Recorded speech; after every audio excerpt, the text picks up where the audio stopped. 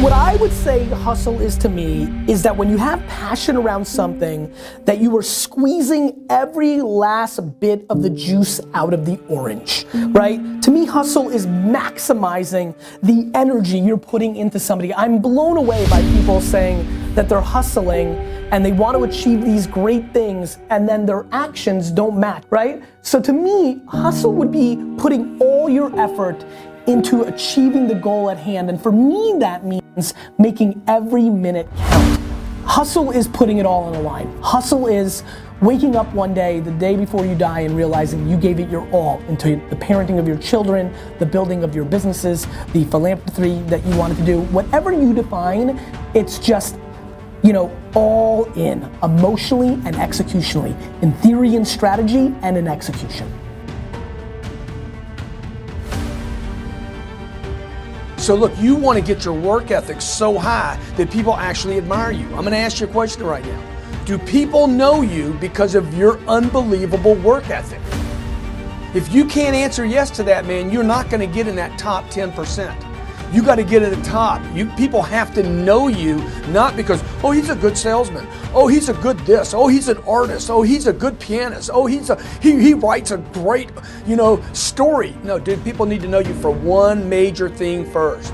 He works. He produces. The guy's there every day. The guy's pushing and shoving. Because the truth is, no matter how good your ideas are, how good your art is, or how good your skill set is, if you're not working, man, if you're not vibrating at a frequency that people say, my God, how does that guy do all that? If you're not vibrating at that rate, 10x levels, massive action, tremendous work ethic that's just a muscle now, and it's just a discipline in your life, and it's a way, it's a normal way that other people think is abnormal. Ryan Seacrest, Tom Cruise, Oprah, Steven Spielberg, still pumping and working as a billionaire.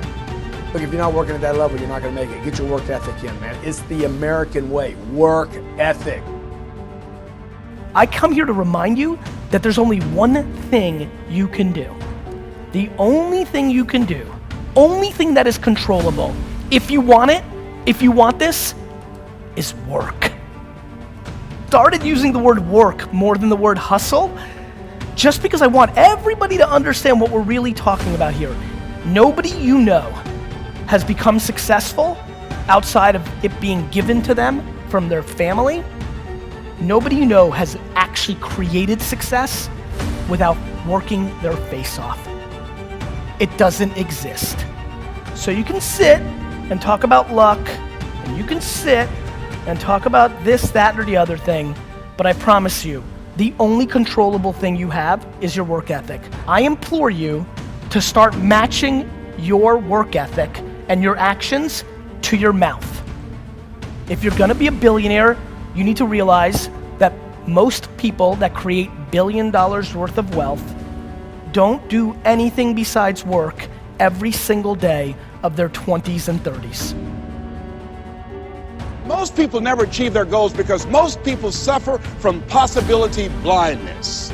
They look around trying to think about the things that they don't have. Robert Roots, a young man who wrote a book about success principles of the 3 little pigs. He said, it's not what you don't have, it's what you think you need that keeps you from being successful or happy in life.